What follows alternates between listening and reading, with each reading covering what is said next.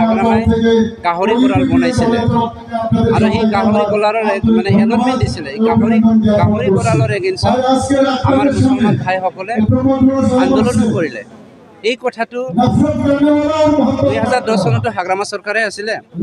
তাৰপিছত আমি 13 বছৰৰ পাছত এই ভোটগাঁৱৰ মাটিটো মুছলমান ভাইসকলৰ কাৰণে য'ত তাকে যুগ মুছলমান ভাইসকলে বসবাস কৰি আছে, সেই মাটিটো আকৌ আমি ঈদগাহ আৰু কবৰস্থানৰ নামত এলটমেণ্ট দিয়া হয়।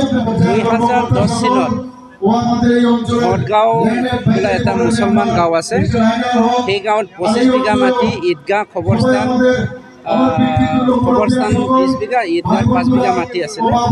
সেই মাটি 2010 চনত হাগ্ৰামাই গাহৰি গঁৰাল বনাইছিলে আৰু সেই গাহৰি গঁৰালৰ মানে এলটমেণ্ট দিছিলে। এই গাহৰি গঁৰালৰ এগেইনষ্টত আমাৰ মুছলমান ভাইসকলে আন্দোলনো কৰিলে। এই কথাটো 2010 চনতো হাগ্ৰামা চৰকাৰে আছিলে।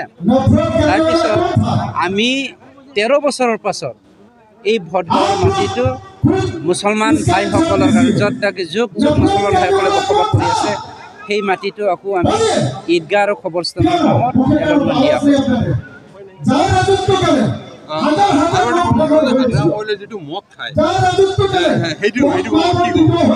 হাগ্ৰামাই যিটো মদ খায়, এই মদৰ দামটো 1,03,000 আছিল। ব্ৰাণ্ডটো মই নকওঁ, আপোনালোকে বিচাৰি লওক, ব্ৰাণ্ডটো মই নকওঁ। আৰু সেই মদৰ দাম আৰু আমাৰ মানুহৰ জীৱনৰ দাম, ইয়াৰ লগত আপোনালোকে তুলনা কৰি চাওক, সি কিমান জাতিপ্ৰেমী, কিমান মানৱপ্ৰেমী আছিলে, সেই কথাটো ইয়াৰ পৰা বুজিব পৰা যায়। 100%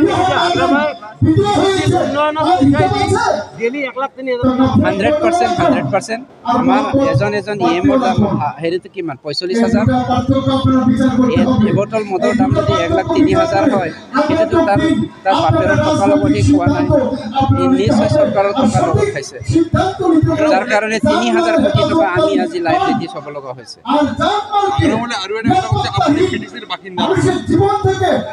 নাই, এখেতে ক'ব পাৰে, যদি এখেতে বিচাৰে, সাহস যদি আছে ওলাই আহক, সাহস যদি আছে ওলাই আহক, সাহস যদি আছে এছেম্বলিতে কওক ফেৰেংগা তুমি বিদেশী মানুহ বুলি।